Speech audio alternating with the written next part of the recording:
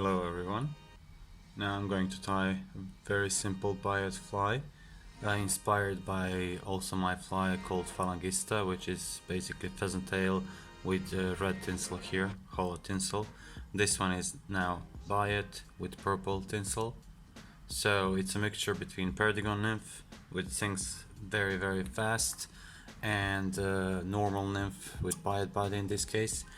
So right now I'm going to put my hook into the vise. It's size 16 and tungsten bead is 3.5. I like maybe to use these oversized combinations because usually I fish faster water and I like smaller nymph. So I'll start with the thread, which is 14-0, and the first step is going to be to add some coq-de-lion for the tail.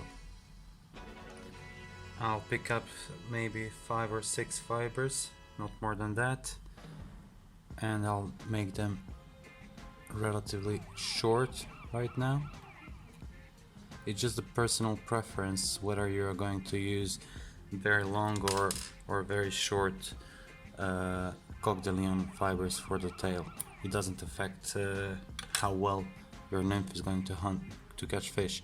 So go in touching turns towards the rear end of your hook, and just before the end, just where you want to attach your biot, stop there and add your biot.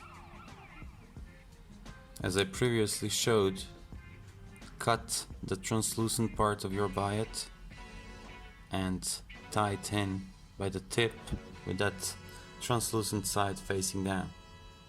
Now go back with touching turns and try to make as smooth body as possible, because the smooth body will improve the adhesive ability of your glue to stick to the biot, and you will make more durable fly. I'm trying to build up a taper here a little bit, so I'm not going to build up a very big taper, just a small taper, and this is it. And I will leave one small gap just behind the tungsten bead.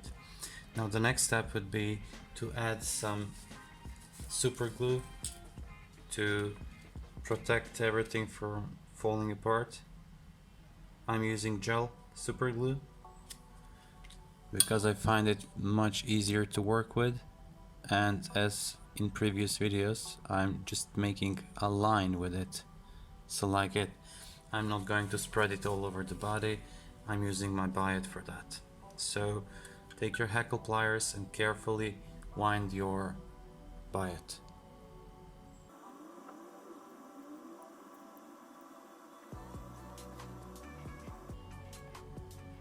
Now catch the biot and cut it as close as possible. You don't need to use too many wraps to secure this biot.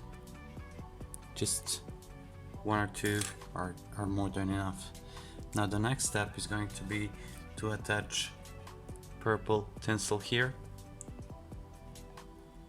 and after attaching it, I will just try to make smooth base layer for this purple tinsel. So just like it, and I will leave just a little bit of room before the biot to make a finishing knot. So I'll go 1 or 2 layers of tinsel over the thread, go behind this thread, go back, and this is it. Just go once more, catch it, secure it, cut it again as close as you can. I like to like stab with my scissors like this. It seems as they come closer like this. Now use your whip finish tool to make some to make the knot and secure everything down. And you can taper it a little bit towards the tungsten. This is it. One with finished knot is more than enough. Cut it, varnish everything with the UV glue, and that's it. So any combination here is nice and good. You can choose whatever you want. If you have any combination that you prefer and like, or that you have tried, you can just leave us some comments down below. Now I will show you how I protect my fly from falling apart. I use one drop to fill in this gap in slotted tungsten, and then I just secure it for a second. And you can see that I filled in completely this gap, so it's full of UV. Nothing's moving here anymore. And when you apply UV glue, this tinsel becomes even more visible and more shiny, which I really like. That's why I just left one small bit of that tinsel here. Be careful not to go a lot over the biot with the UV. Just cover the tinsel, that's it. I hope you liked this video. If you like this fly, and if you have any suggestion, for example what color of biot you would like to see, or tinsel or tungsten, whatever changes you would like to see, please leave a comment below. Thank you very much for watching, and see you next time.